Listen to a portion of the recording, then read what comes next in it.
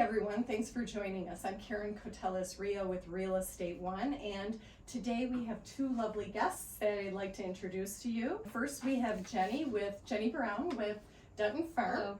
And we have Shelly, and we will talk today about both of your nonprofits that you work for and created. So thank you for being with us. Thanks for having us. Happy to be here. Thank you. With Shelly, Paint a Miracle. Tell us a little bit about Paint a Miracle, how you got involved, and what you love about it. Paint a Miracle is an art studio for children and adults living with disabilities. And we started it, it's actually our 20th anniversary this year. And it grew out of family tragedy. When I was 15, my dad was hit by a drunk driver right here in Rochester, and he had been a really successful pediatric dentist prior to that point. Yeah. And I mean, he suffered a massive traumatic brain injury, lost most of his eyesight, and after he went through rehab, he had days with nothing to do and really no reason to get up in the morning. My mom started trying to find hobbies for him. One day, Aid took him to an art studio in Lake Orion, and the owner came out and coaxed him inside, and he said, "I can't see, I can't paint." And she said, "Dale, you don't need your eyes to paint. The image goes from your brain to your heart to your hand." And so he started painting and exhibiting and selling his work. His whole life changed. I mean, his depression lifted. He had a reason to get up in the morning. He had a sense of purpose, and he was creating beautiful artwork that he shared with the community. More importantly, he gained a community, a group of friends that he was now a part of. And it was life-changing. And one day he looked at my mom and he said, "Annie, I want to start an art studio for people like me." She kind of rolled her eyes. I mean, you know how that goes when you're starting something from the ground up. And she said, "Well, surely there's something like this out there." And there wasn't. 20 years ago, there was nothing like this. So we traveled to the West Coast and we modeled Paint a Miracle based on a program that is it's the National Institute of Arts and Disabilities, and we started with 4 people at the community house, and now we serve close to 500 people a year. That is amazing. And so where are you out of? Do you work out of the Rochester, Orion area, or? We have a studio. It's actually in the Rochester Mills Beer Company. Oh, so we perfect. have, we're on the lower level. We call Love it the garden level, Yeah. and it's perfect space to create art. Nice. And what a great location. And Rochester is such a fabulous community. We all know that. That's why we're here. So to you, what types of events do you have coming up in the next, year or so that you'd like to share with us? Okay. Well, one of our primary goals is not only do we want to provide a place for people to come and create fine art and to be part of a community of artists, but we also want to get their artwork out into the community. We want to sell it because all of the artists receive a portion of the proceeds. So 60% of the sales go back to the artists.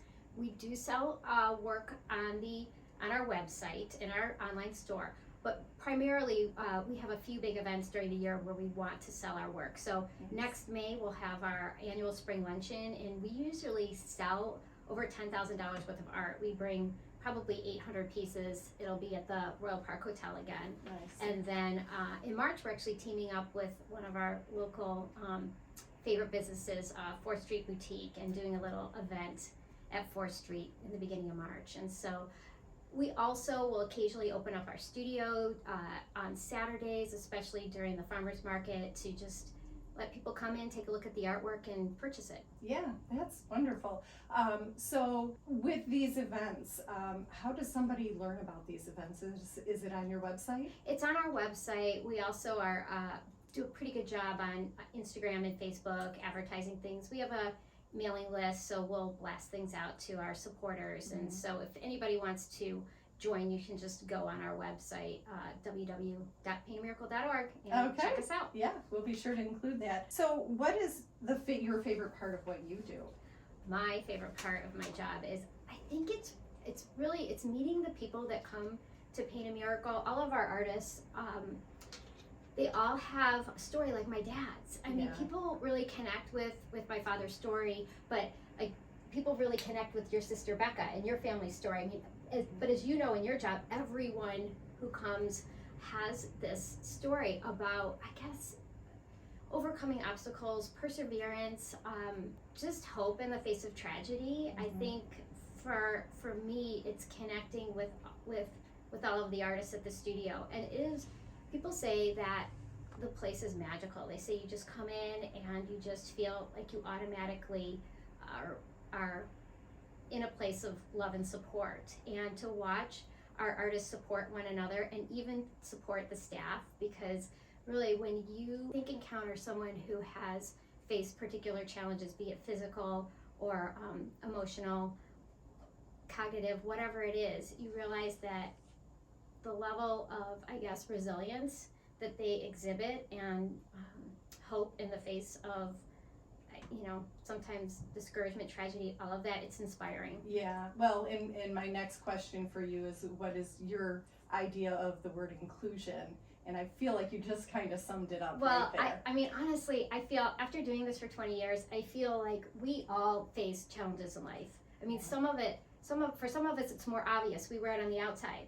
But some of us, I mean, it's on the inside. And nobody goes through life without facing challenges. For some of us, it's more significant than others are more obvious. And I feel that inclusion is just having a place where inclusion means being loved and accepted and valued for who you are, and to have that dignity, I guess, recognized and protected.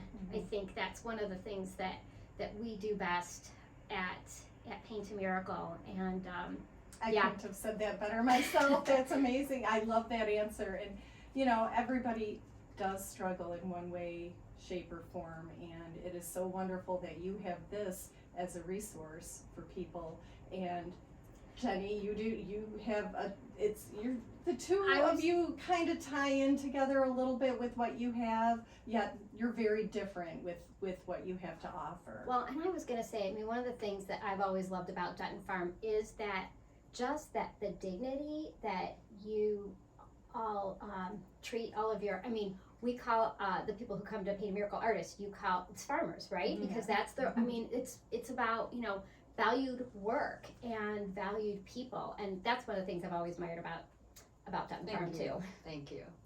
Well, thank you very much for that. Jenny, why don't you share with us, I know a lot of our viewers have heard the story a little bit, but share us the story about how Dutton Farm came to be and how the everybody portion of this came about. Yes, absolutely. And first, thanks for having me here, and thanks for highlighting Dutton Farm. I appreciate it.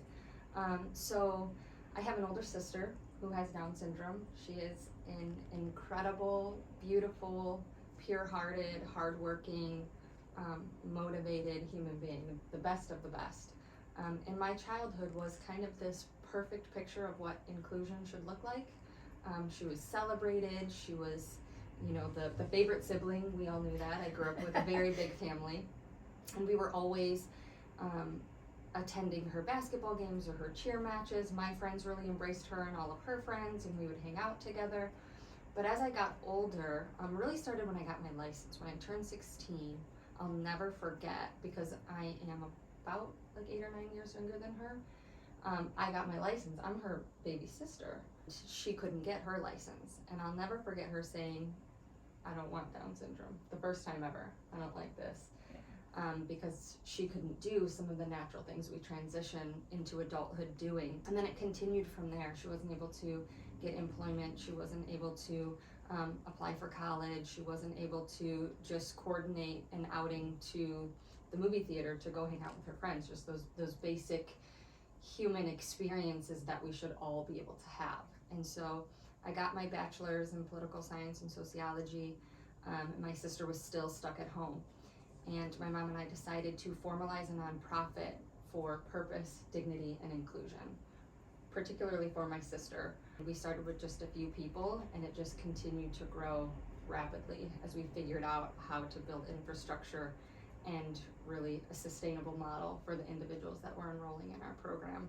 Today, we serve close to 150 people on a weekly basis in community access, skill building right on site on our farm, and then supported employment. So share with us a little bit about the farm, because I was fortunate enough to tour it. I think it's been 3 or 4 weeks now, And, you know, I'd heard a lot about Dutton Farm over the years, but I'd never actually gone on a tour. And I thought it was pretty cool how a lot of the farmers were out there very involved and, you know, just working the day-to-day of a farm. Tell us more about that. Yeah, so that's how we got started with our farm, and then we branched out into community access and workforce later. The farm belongs to our farmers, and I think that's what makes it so special. It's not my farm, and I'll bring new employees in, and I'll bring new participants in, and we'll always say this is our farmer's farm. And so they're very involved to whatever capacity they can be in cultivating and learning skills, horticulture skills and animal care skills, and keeping the farm going. So whether we have an individual who maybe throughout the whole day, what they accomplish is being able to maybe plant 2 or 3 plants with hand-over-hand support and maybe 2 or 3 caregivers helping accomplish that, that is celebrated and valued just as much as somebody who may have planted 30 plants that day. So I think everybody really just working together, everyone has something to contribute, everyone is needed, everyone feels valued, and that they're a part of a team. And I understand that Dutton Farm has been very instrumental in helping some of its participants acquire real full-time jobs. Is that true? Yep, so our workforce development program grew about 96% this year. So once COVID hit, all of the jobs we had established went down to 0. Everyone lost their jobs. No, I shouldn't say 0, because everybody, my social enterprise was still up and running, and we were manufacturing hand sanitizer. So we still had employees working, but our workforce development program pretty much shut down. So not only have we reached pre-COVID numbers, but we've exceeded that by about 96%. That starts with what the individual wants to do, what they're passionate about, what their choice is for employment. That's self-determined choice. Nobody's making decisions on their behalf.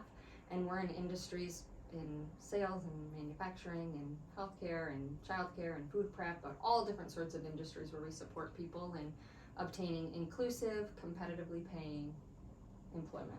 Nice.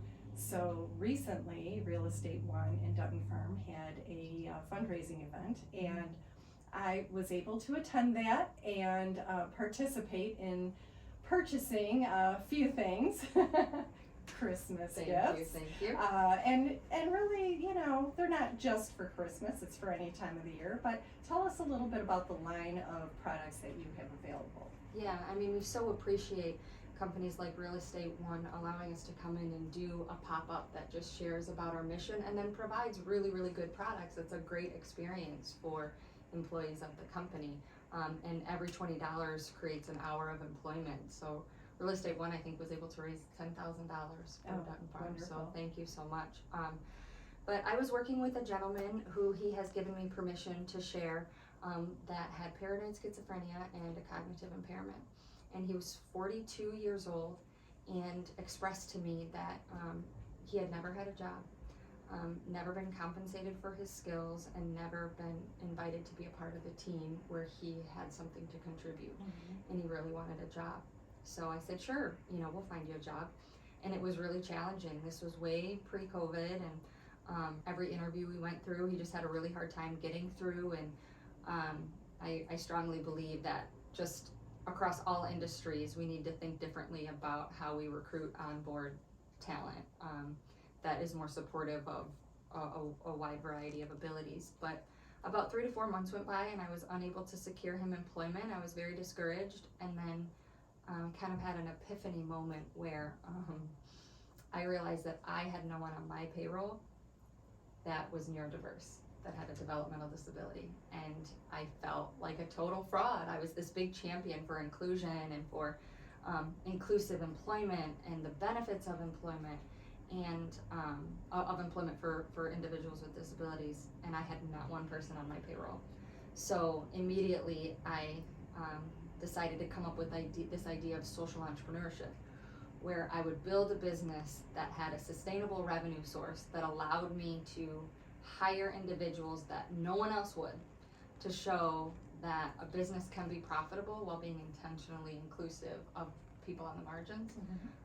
So we are embarking on our 3rd year in business next year, and are doing well. Wonderful. Profitable social enterprise. What Yeah. an aha moment for you that Yeah. was, right? Yes, for sure. Yes, very much Yeah, so. Yeah. So, question that I have for you is community. What would you describe as your definition of community? Definitely a group of people that come from diverse backgrounds that have representation. The community, leaders representing the residents of the community. People coming together and supporting each other, really getting to know each other, building relationships. So if I could give an example of what community means to me, we have an individual in our program who is this tall, big, lovable guy, and he loves children. Years and years ago, he would spend time at the park and would see children there and would, wave to them or try to say hello, and the children would be very afraid and timid. And then sometimes parents would be afraid. There's even been instances where they'd call the police, and it was a heartbreaking experience for him. Through our work at Dutton Farm, we've been able to create community relationships that are genuine and sincere and real through events that we host, and hundreds of members of the community come and interact with our participants, and we host field trips as well with all of the Rochester school classes. And through those experiences, there's all of these children that get to know my friend, his name is Brett, and build a sincere, genuine relationship with him. And they go from being afraid to feeling sorry for him, to feeling compassion for him, to having mutual respect and admiration for each other. And so because of all of that, just recently we were at the Rochester area hometown Christmas parade, and children were running up to him. Oh, that's wonderful. And giving him a hug and Yeah. saying hello, and oh my gosh, it's Brett, he's my friend from Dutton Farm. And right there was this picture of community coming together where a little child saw my friend Brett Mark, and they had this mutual relationship, participating in a community event together. Yeah. Was really cool. Oh, I'm sure. Yeah. That's a great story. I love that. I drive through the community, I'm out and about, and I just love that. I love that in this area, in many areas around here, we can just go anywhere, be who we are, and we're accepted. And I think that with what both of you do, we're just trying to spread the word and build awareness for what is available to people out there. I'd like to thank you both for being here today, and we'll share your website and your social media on our video here today. And so Jenny Brown and Shelly, how do you say your last name? Oh, it's Propson Tyshka. Tyshka, Propson Tyshka. All right, thanks so much again. Glad to have you. I'm Caron Cotelis-Ria. Thanks for joining us.